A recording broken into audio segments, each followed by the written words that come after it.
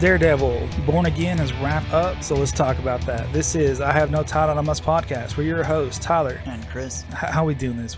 Okay, there's some really conflicting feelings about this. Not on my part. I mean, yes, but a lot of people are saying it didn't work, that it was a mess. Other people are like, they did up at the beginning because they had these other people do it. If they had just had the guy do it who did the reshoots, would have been fine. That was good. You can feel the slow transition that he did more reshoots toward the middle and left a lot of stuff in at the beginning because I can't imagine that there was so much of that BB stuff that I talked about in our part one of this. Not that I think that Ben Urich was such an important character. One of my favorites in the first season of Daredevil, I forget how early on that character got killed. So to have that her represent his legacy, I think that's good. That's really cool that they did that. The way that they did that, to have people on the street talking about Daredevil or vigilantes or the way things are or whatever, I don't think that worked at all. Just to have it look like YouTube videos, it made the show feel cheap and it didn't accomplish what it was meant to make it feel more real than a lot of other Marvel things, which are this bigger than life, battles between purple aliens with the powers of a god and an actual god and a guy in a robot suit and a guy with superhero serum. And here it's just Daredevil's taking care of a few blocks of New York. Literally just you don't think about they call it Hell's Kitchen. That's not a huge look up how big it is. It's super tiny. It's one part of one borough. Yeah, you think about, he doesn't have a mode of transportation. It's basically grappling hook swinging like Spider-Man, except he doesn't have an infinite amount of webs. I know, Spider-Man doesn't have an infinite amount. But, you know what I'm saying? He literally, when he gets somewhere, he's got to run to it. The thing about, he's basically a one-man gang protecting his territory. Those are my biggest critiques. Those are obvious things. And I don't know a lot of the behind-the-scenes stuff. Sometimes it's obvious what the reshoots were. The few bits that I saw from other podcasters were basically toward the end.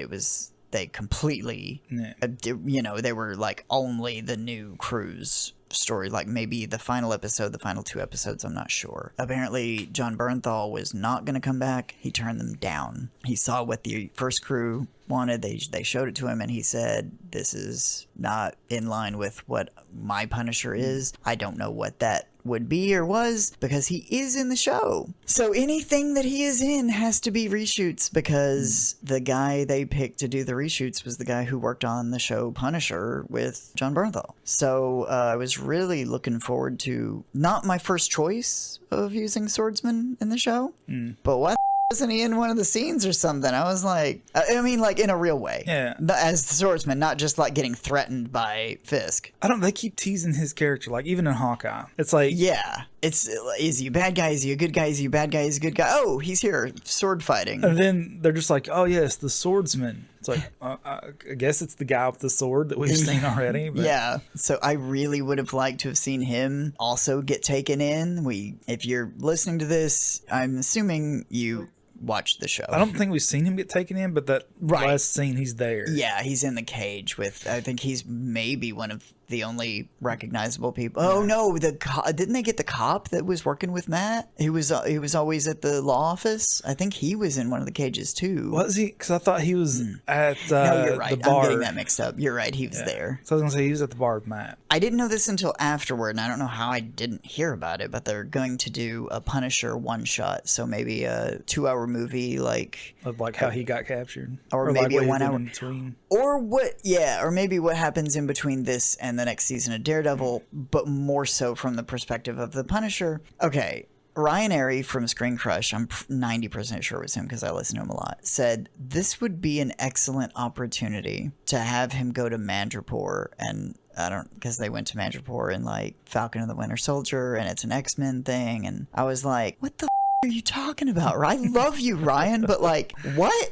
New York is under martial law, and the Punisher is just gonna be yeah, I'm gonna dip for a bit. I'm gonna take a vacation, all right? It's I don't think the Punisher takes vacation. No, unless it's to kill more people to settle his nerves. So what? No.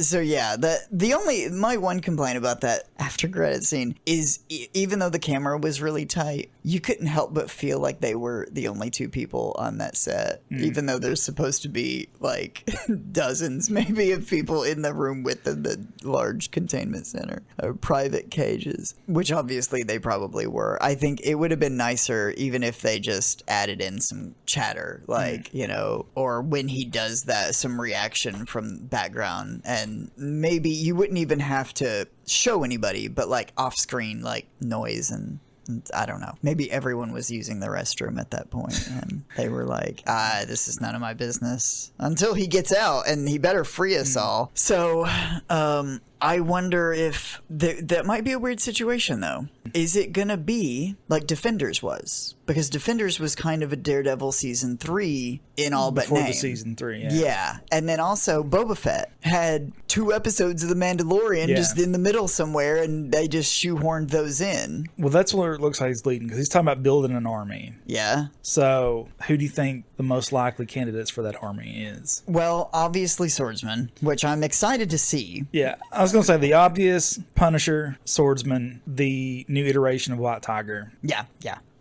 Those are the obvious, I think. Yeah. A lot of speculation about bringing in the other Defenders, Luke Cage. That would be super awesome. I wouldn't even mind if they brought back Iron Fist and wrote his character well. Yeah. I think other contenders would be Echo. Yes. I really hope they do, actually. Yeah, and Kate Bishop. That would because be she already good. had run-ins with Fisk. Yeah, that was a big thing in that show. Plus, Swordsman was in that show and has connections to her. Let me just say, like, I love my favorite modern living artist is David Mack, who is a comic book artist. He's also a fine artist. He does a lot of watercolor work. I probably talked about him on this show before. He created Echo, a 5-issue Daredevil run that he wrote and did the art for. This happens occasionally, but it's not an all the time thing. Usually there's like 3 to a lot of names that go on a comic book. Like you got your inker, your colorist, your artist, your writer, Editor. Yeah, and other than maybe an editor, like David Mack did all the art, and it was basically like one name. Like he did all the art and all the writing. In like Japanese comic books than And English. I'd say some indie. You know, there's guys that just don't want any oversight and total creative control. And even if they feel like my art is not up to snuff, I want to be the one to do it. David Max is very stylized, but I love it. And he created like this, if you don't know, like they did this kind of supernatural Native American thing with Echo in the show. I didn't really like that. I didn't hate it, but it was kind of like in Jonah Hex when they take this very terrestrial character and gave him supernatural powers. It seemed odd. She was cool enough on her own. She's basically like Taskmaster. She is deaf, but she can like mimic your fighting style by looking at you, which is how she can like speak. She can read lips perfectly. She's like the equal and opposite to Matt Murdock, being blind and having, you know, with his heightened abilities, he can do all these things that, you know, like mimics sight. She's the, you know, the deaf version of that. And a one-time holder of the Phoenix Force. Yep. So especially early on when they didn't do any, when it was just like David Mack, she's also an artist. A lot of her storyline, she was like Fisk was involved in her life. That's pretty accurate. Being an artist, it talks about like her mimicking other people's art styles. She was able to do this with you know, perfect 1-to-1, and she didn't find her own voice, something she can't even hear her own voice. It was very symbolic that, you know, I think it's like issue 50 through 55, I can't remember. It was like mid 2000s. I don't remember off the top of my head, but if you find this like trade or just the individual issues somewhere, read it. The art is so good. The story is so good. Wolverine makes an appearance. He's on one of the covers. She's doing like this kind of nature seclusion camp out thing and runs into Wolverine and they have a talk. I don't love that, but whatever. People love Wolverine. It's like, how can I get this comic to sell? Can I borrow Wolverine for an episode or issue? It's like, how can we get people to watch Boba Fett, the show that famously sucks? Just make an episode of The Mandalorian, stick it right in the middle. Nobody will notice. Well, we noticed, but I'm not complaining because it was like the best episode of Boba Fett was an episode of The Mandalorian. Anyway. You sound like a Pete Holmes interview I've seen where he's talking about the X-Men. It's like, who could go? He's like, Wolverine. It's like, he's cool as hell, but he ain't going to save you from a meteor. He's like, it's coming. Yeah. And that's it.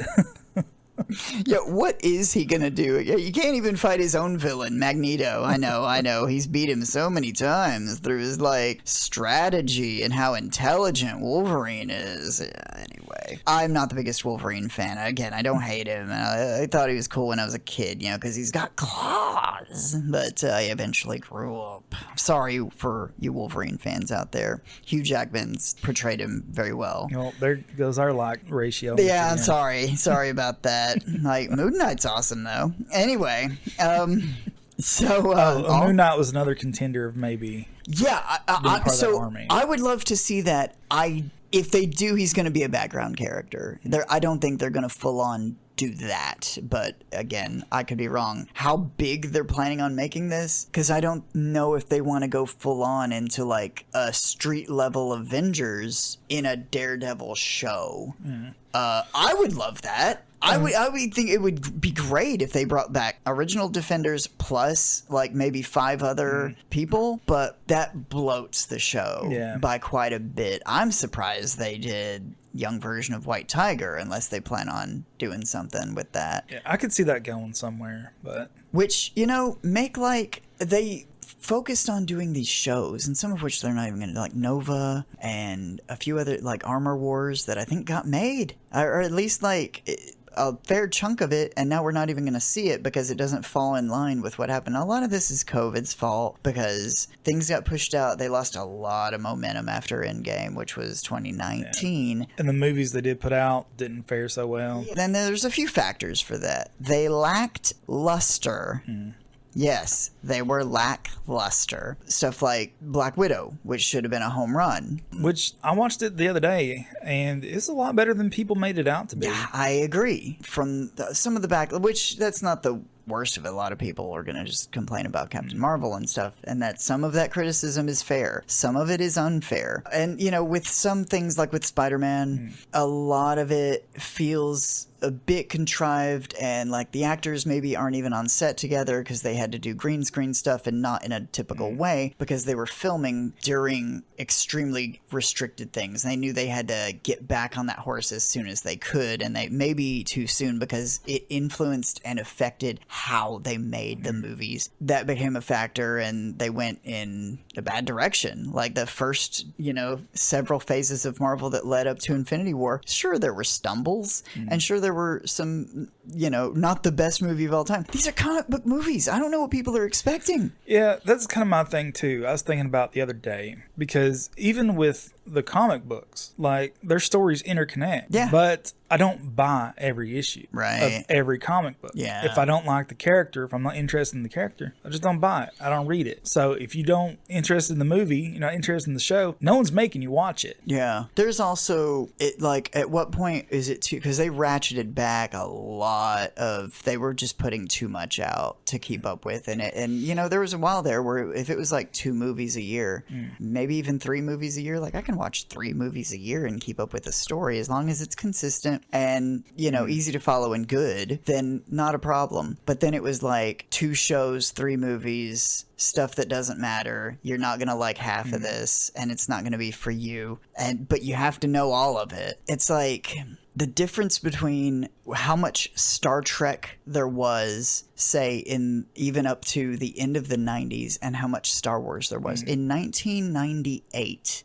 there was already like 6-7 Star Trek films, an animated show, the original series, Deep Space Nine, Voyager, Next Generation, all had like, about 7 seasons or something. 7 seasons of a show back and then meant like 22 episodes a season. And you know how many Star Wars things there were? 3 movies. And some books. And of course, like other things that we can easily ignore. But when you think about what matters. You're going to ignore the holiday special? That's the least of my concern. I'll watch the holiday special all day long before I go to Endor. Yeah. So I forgot about this. yeah. So I remember watching as a kid, like, so did they rip off Star Wars? Is this Star Wars? What is going on? Yeah, I seen it on TV and didn't realize it was Star Wars. I'm like, did they borrow from this? Is that what even is this? Yeah. Anyway, So now I think they've caught up with it. No, there's no way that they've done that yet. But they're trying with Star Wars to like pump out just so much, and it's hard to keep up with all at once all the time. Even if it's like the seasons are 8-9 episodes, maybe even up to 10 or something, it's like an all the time thing. People can feel inundated. yeah, I think with a lot of this stuff is Disney paid a lot of money for the franchises, And they want their money's worth out of it. So do it with make better action figures and like write better stories. that too. Because I think that's the big issue with anything. It's not, franchise fatigue or it's not remake fatigue. It's no one's writing anything good. Yeah, was this good? Daredevil was. There's some conjecture about like if the first 3 seasons on Netflix, like first season amazing, and then some people go back and forth on the second season and the third season. I thought second season was great, but just wasn't nearly as good as the first and third. I had minor issues with the third season, but man, did it like just keep ramping up and up toward the end, and like just keeps you on the edge of your seat. And Matt is so badass in that, and yeah. And like he keeps making like so many bad decisions, like screwing over Foggy, and they even play up like this Commissioner Gordon character. And I cannot remember the guy's name, but he's like this beat cop from the first season, and then finally he's like higher up in the police force, and he believes in Daredevil, and he's like he's gonna let him go because he knows he probably borderline knows who he is. And that guy I think was meant to be the character in this new show that's like his like guy who does detective work for him. Oh, Cherry. Yeah, I think that was meant to be that same character. I don't think he is. I hope they bring that guy back, that other actor. Maybe he just wasn't available for this, but like I really love that guy. How like him and Foggy had this, like back and forth going. They were always messing with each other, and that would have been nice to see brought up in this. Well, so far, I was going to say with Foggy, our speculations aren't proven either way. Yeah. He could still be dead. A lot of people still think he is definitely coming back. I think they felt like we cannot shoehorn that in a realistic way. Because I think the original writers intended to kill him and let him just be dead, honestly. Especially 9 episodes. Why 9 episodes? That's my complaint about this series. You can't give it 10. So everything else is getting 12, 10, 12. You stop at 9. Come on. What I read was they had originally, the original show killed Foggy and Karen off screen, which is massively disrespectful to... Takes away the impact, too. Yeah, not only... Yeah, I mean, in a realistic, like, storytelling way, yeah. I think it's not only that, but it's disrespectful to the characters and the actors who portrayed them. I kind of get it if you couldn't get the original actors back. Yeah, but they're all willing. But if they're coming back and you kill them off screen, that's disrespectful to them. You're losing story beats. Yeah. And just the impact of it. Yeah. I don't understand that. I don't remember at what point we stopped at for our first half review, because I can't remember if we saw the bank episode or if that was... I think we stopped just before the bank episode. Oh my God. I think the first 4 episodes were out. That bank episode was super cool. It kind of reminded me of when you have to have your superhero story, but where you're kneecapped, like you're like Iron Man 3 is about, Tony being Iron Man with or without the suit. And Matt doesn't get his powers from any kind of suit. He just is a ninja who hurts people for fun. And in this, he has to go like not only full stealth, but we get to see like he has to think his way through this situation. He has to be like a master strategist to worm his way through, like a secret agent. And like the choreography on the fight scene when he goes downstairs with the guy, because he knows if like that gun drops, it's either going to go off or cause enough noise that it's going to alert people. And so he not only has to like incapacitate this guy and like fight him, but also keep that gun from like slipping, and keeps going back to that. Oh my God. I thought it was going to be a more important episode, because I thought the thing that he returned to them in the butterscotch candies was going to be important for later, some sort of MacGuffin thing that tied back to Fisk, and it didn't seem to come up again that I can recall, but whatever. Some people are mad because the end of the season, the thing we've been working up to since episode 1 was that, like, this Red Hook, which has been referenced in like so many things, up to and including stuff that is not Marvel, like Marvel Studios Marvel. It's been referenced in X-Men stuff and Legion several times, which is weird. I don't know why that is. A lot of people speculated they were eventually going to tie things together with that, but that was even before any kind of merger. So I don't know if that's like an inside joke Easter egg that they keep using this. We get an explanation that it's a Freeport, this legal loophole thing, which wouldn't you know? That's Matt's specialty. He's a lawyer. You have to expect stuff like that. I think it's a cool idea because Fisk is a gangster. He's a politician. He's not like some grand, supervillain who's trying to get like magic rocks to, turn people into dust. He's just a power-hungry narcissist, psychopath that also hurts people for fun and profit. So this is, I think, a perfect thing because even though, it might be like, I think people are too used to shows being like, shoot, shoot, bang, bang, explosion, no plot.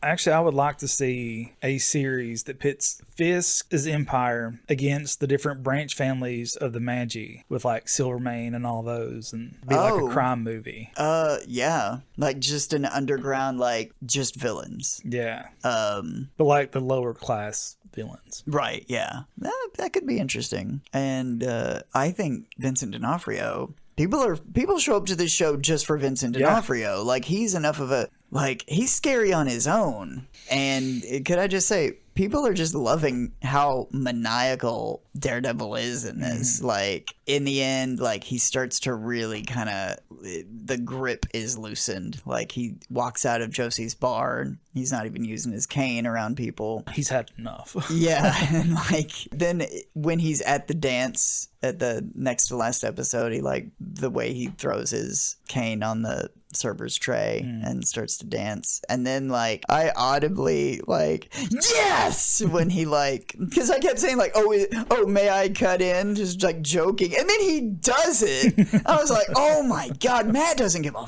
anymore. So yeah, this had moments like that. If you didn't enjoy this, I don't know what to tell you. They're gonna make him do this till he's 90. By the way, they said like you can expect an episode, like a Daredevil series, like every year on the dot, forever. We're not letting Charlie Cox out of this. We're gonna run this into the ground because that's what Disney does.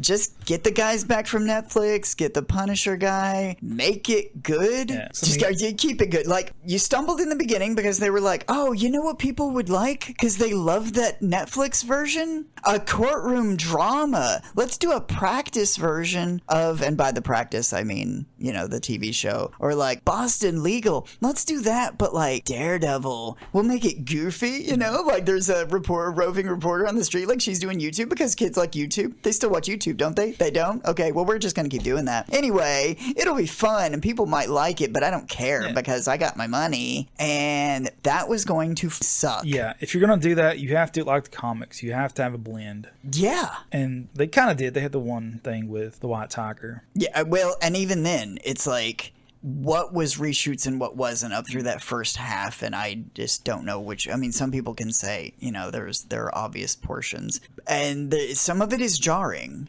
but some of it I think they did a better job with it than we think they did, and there might be reshoots that blend well and morph certain scenes into other things, I don't know, by keeping original scenes but then changing the context. I wish they'd do a full-on documentary, but that really just calls out the original guys and makes them look like idiots, and nobody wants to do that. It's like they could have probably made a perfectly good show, just not this one. And we don't know how much their hands were tied. Someone could be like, hey, you write this. I'm like, are you sure? It's like, yeah. Then someone else with more power is like, that's dumb. Yeah. Which is what apparently happened is Charlie Cox and Vincent D'Onofrio were like, this isn't right. Like, we had 3 seasons of what the people wanted and what they liked. If we come back with this, it's not going to work. This is not what people want. Let's give them what they want. And that's why they had to do the extensive reshoots. But I think they get it now, hopefully. Well, if they're having to do the reshoots and stuff, maybe that's why we only got 9 episodes, because they're kind of that cost money. Hurry. Yeah. That cost. They not only had most of the show made, they had to then remake it. So that's probably where the episode 10 money went. Yeah. I can if see they were ever going to do it. If that's why we have 9 episodes, then I will allow it.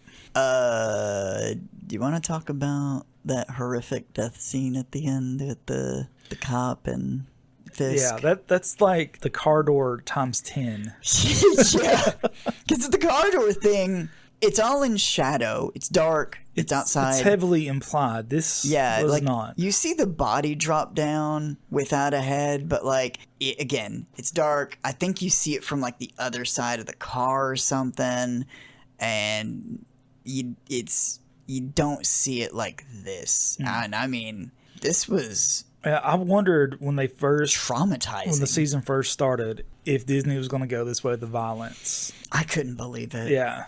I couldn't believe that certain things they had already done. I was already like pretty in shock with. This was on a different scale. And like one of the guys who I think it was a special effects guy was like trying to figure out how, like when they were just thinking like, well, what are we going to do? How are we going to do this? And then he like got down and let Vincent D'Onofrio just start squeezing on his head. And it was like, oh my God, Vincent D'Onofrio is going to murder me. But then they figured it out. And like I saw they showed like the prosthetic basically like this, which is like a whole human. It's just this guy. Oh my. And like when they're like, you know, blowing their own horns and like, this is the most realistic, this is the most awesome thing. Like, well, yeah, of course you can tell us that. But we can see that. You know, I mean, I don't like people a little full of themselves. These guys kind of deserve to be. Yeah, I mean, especially after the CGI from like that first episode fight scene. Yeah. Yeah. I'm like, you say what you want, but if they're going to have that, I'm glad this is the way they went because it looked. Yeah. Like, if you are the least bit squeamish or do not like gore at all, when you see if you for some reason have made it this far, I do just have to say, this is one spoiler I'm okay with spoiling. If you get to this point, you see which way this is going with Fisk and that guy, just remember to blink. Okay, or turn your head for like a minute. You'll know when it's over. Yeah. It's a lot. So, God. I liked it. I liked the show on the whole. Yes, it had issues. Obviously, it had issues. It had massive reshoots, and they are obvious. You can tell at the middle of the season when things really start to smooth out, though, and it really comes in the form of the BB on the street things like ratcheting down. I don't mind her as a character. I love her as a character. It just wasn't integrated well. Yeah, I mean, just to have these shots in there, random YouTube videos of like talking to people on the street. It just what they should have done is like what they did in Boondock Saints. Those interviews should have been like during the credits.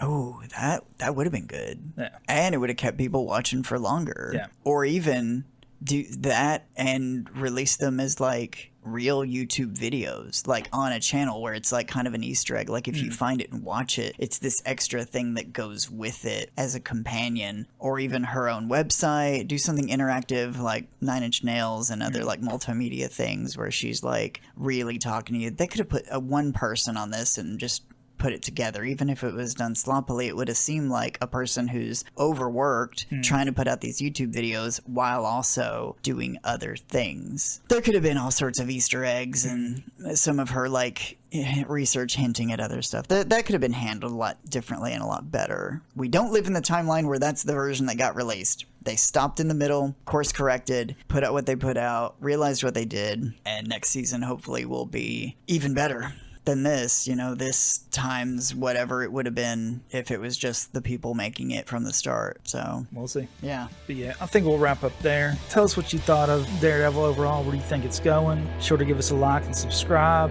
Follow us on our social media. We're on Facebook and Instagram. We'll leave links in the description below. And until next time, see ya.